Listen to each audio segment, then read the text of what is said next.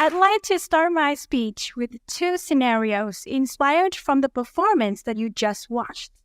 And I'm gonna be Alice's sister, Lorena. Scenario number 1. Alice, I've been looking everywhere for you. Where did you go? None of your business. Huh? Scenario number 2. Alice, where have you been? I've been looking everywhere for you. Where did you go?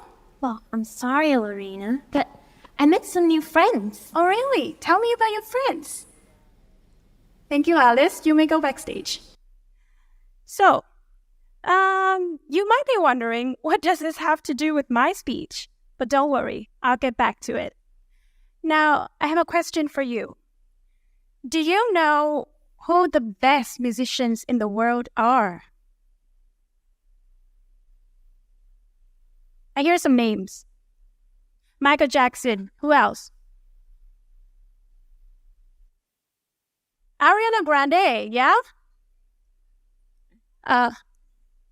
Lana Del Rey. Whoa, great names. Big names. Thank you. Yo, so many names, right? But what if I tell you that Barack Obama, Oprah Winfrey, and Nick Vujicic are among the best? Well, what kind of instrument do they play? Well, obviously, one is a former US president, one is a legendary TV host, and one is an inspirational speaker. And what they do almost every day is speaking. In order to send their powerful messages to the world, they need to use their voice. And as a matter of fact, the human voice is considered the best instrument in the world. Those people are also living proof that no matter what background you're from, you can make yourself heard and turn your voice into your brand. So let's find out the secret. First, I'd like you to imagine you're having a phone call, and the other end says, "Hello, I'm calling from XYZ Insurance Agency. We're expanding our coverage to your area." Boop, beep, beep, beep, beep. Of course, you would hang up, because it was obviously a telesale call, right? And I bet some of you would have hung up at insurance or even hello. But if I say it in another way, "Hello, I'm calling from XYZ Insurance Agency. We're expanding our coverage to your area. So do you have a few seconds for me to tell you about our services? Because I believe we can save you money on insurance premiums." Well, you would hang up anyway if you don't care about insurance. But do you notice the clear difference between the two versions? On the second one, I spoke with emotion. And authentic emotion happens to be quite important in this era of AI that we're living in. I mean, we hear AI voices everywhere now, from Siri or Alexa to TikTok videos to news channels. In fact, AI can deepfake your face and copy your voice tone and speech pattern. The other day, when I was preparing for my speech, I came across this very interesting TEDx Talk video featuring the American artist and composer Holly Herndorn. She introduced Holly Plus, an AI-powered instrument that lets people sing with her own voice. And Holly even suggested that in the future, we might be able to sing karaoke with Michael Jackson or Beyonce's voices. That means I could sing, "If I was a boy, even just for a day," and I would sound like Beyonce. And so would you. And so would our neighbors. And that would be heaven to our ears, right? But then, how could you tell your Beyonce from my Beyonce? while the emotion that you would put in your Beyonce would be different from the emotion that I would have in my Beyonce. As a professionally trained singer and vocal coach, I've been telling my students that vocal techniques can make good singers, but emotions can make great ones. And luckily, emotion is the only thing that AI can't copy from us yet. So here is how an AI would sound, a very emotional sentence. Love is what makes life worth living, what makes the world a better place, what gives us hope and strength when we need it most. Very powerful words, but I don't feel the love in there. And here is how a human voice would sound. Where did you go? And that takes us back to the two scenarios at the beginning of my speech. On the first one, Lorena was speaking with a high-pitched, loud volume and very heavy stress on her words and very fast speed as well, and her mouth was open wide. Where did you go? Right? And it showed that she's angry rather than worried. And it automatically made Alice defensive. Hence the answer, that's none of your business. But on the second one, Lorena was speaking with a lower volume, lower pitch, lower speed, and not very heavy stress on her words. Where did you go? And it shows that she's worried. She really wants to know where her sister was. And that made Alice feel guilty for leaving without telling anyone.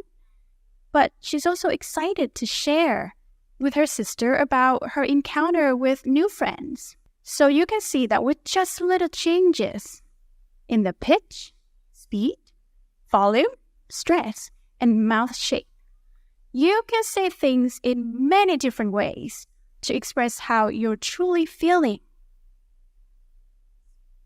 And even pauses can make a huge difference too. If we just talk nonstop and kept giving information, how do you think the audience could follow and how much information could they absorb? Well, not to mention that you might be out of breath if you talk like that. But if we speak with proper speed and pause at the right moments, it gives us time to think as we speak and gives our audience time to process each part of our thoughts and stay engaged with us. Messages aren't just covered by what we say, but also by how we say it. I remember that I was pretty rebellious as a teenager, and my mom is a teacher, so she would yell at me nonstop with her loud and high-pitched voice. And to be honest, sometimes she would be nagging, and I would pretend to be listening, but my mind was already wandering around the boba stores or the shopping malls. But one day, when I was in really big trouble, my dad sat me down and said, "I'm very disappointed in you. I raised you better than this. I don't recognize you anymore." And those pauses between his words really got to me. And I could vividly feel how painful he felt inside.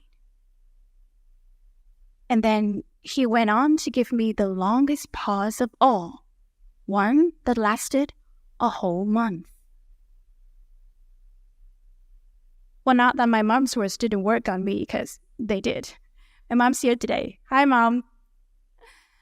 It's just that her way of expressing emotions is different from my dad's. And that's how unique each of our voices can be. Your music should be different from my music. Speaking of music, there's a reason why the human voice is considered the best instrument in the world, because we can create melody with our own voices. It doesn't necessarily mean singing melody, as melody already exists as we speak. So think about it. Instead of talking in a monotone like a robot, we tend to lower our voice at the end of statements and raise our voice at the beginning and or end of questions and exclamations. If you just won a scholarship to Harvard University, would you say, "Oh my God," or "Oh my God"? Which way? First one? Right. Or say, "I was a kindergarten teacher, and at the end of classes, I would always give my students stickers." Which way would express my emotion better? Sticker time or sticker time? The second one with the down, up, down melody really express how excited I am to give stickers to my students. Although stickers are just a minor prize, right? But the way that they are presented can turn those crazy little creatures overjoyed to just get one. So, speaking with melody can really help improve your intonation, make you sound more soulful, avoid monotony like a robot, and catch listeners' attention. Similar to how you're drawn to a song that has a nice melody, people will more likely be drawn to you if you speak with melody. I've been an English voice coach and vocal coach for more than 10 years, but before I started working with the Vietnamese cast of Alice in Wonderland the musical, speaking with melody to me had only meant developing a native-like intonation by copying a common melody of a specific accent. For example, American accent has a common melody, British accent has a common melody. But during the job, I realized that speaking with melody means so much more. So, before I came on stage, you guys just watched my students perform a scene from Alice in Wonderland. Alice was wandering around Wonderland and ran into these hilarious twins, Tweedledee and Tweedledum. And from that scene, I'm sure that you've understood that musical theater is a form of theatrical performance that combines acting dialogue, dancing, acting, and singing. And a special thing about singing in musicals is that there are parts that singers don't really sing, but they speak with melody. Let's listen to 2 examples where Alice was in the middle of a tea party hosted by the Mad Hatter. It's always tea time here. It never changes, dear. Another one. Bring your dogs and kitties to an entire petting zoo. Trust me, it's all up to you. So those high-pitched head voice and fluctuated melody shows how overhyped the Mad Hatter is about his tea party, although it's always tea time there. Let's hear another one where the Queen of Hearts is introduced. She's the queen, I'm such a car. so serene, Life in my kingdom's extremely hard. like the sea. So don't let down your guard. There's no one like the queen. So you can hear that the Queen's objects were speaking in unison to show their respect to the Queen, but also because they are afraid of being beheaded at any moment. Meanwhile, the Queen sounds so chill and threatening at the same time because she's the one in power. So those parts in musicals say a lot about the characters' personalities, what they think, how they act. Plus, musicals use spoken language from daily conversations, which makes the characters even more real and relatable to us. And you know what? It also means that not only musical performers can speak with melody, so can you. So try this at home. Every day when you get up and go wash your face, look into the mirror and say, "Today's a good day," instead of "Today is a good day." In fact, why not stand up and do it with me? Come on, everybody, smile. Take a deep breath. Smile and say, "Today is a good day." Oh, I want to hear your confidence in that. One more time. Today is a good day. Today is a good day. Wow, music to my ears. Did you feel the instant energy boost there? Yeah? Thank you. Thank you so much. You read out a seat. So, Barack Obama, Oprah Winfrey, and Nick Vujicic, they are no singers.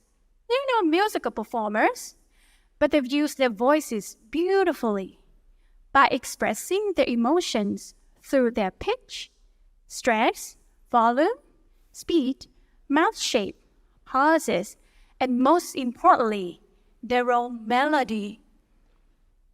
And what about you? Do you want people to see you as an energetic teacher, a reliable news anchor, or a knowledgeable lawyer? Remember, you are your brand. Your voice is your identity. It's the instrument to express your soul. And no AI can deepfake your soul. So next time, before you go on stage, go on air, go meet your students or teachers, go meet your clients or your bosses, just take a few deep breaths. Smile. Use the voice techniques that you have been practicing. And express your true emotions with your own melody.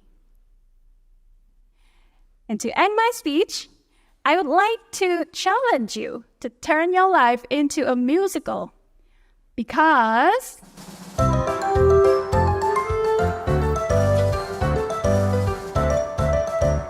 oh, what fun! Can it be your life's a musical piece? Express your thoughts with melody. Use some pulses and make it sweet. Let your voice go up and down at your soul and make a sound. Speak freely. Emotionally, Show us who you are and will be.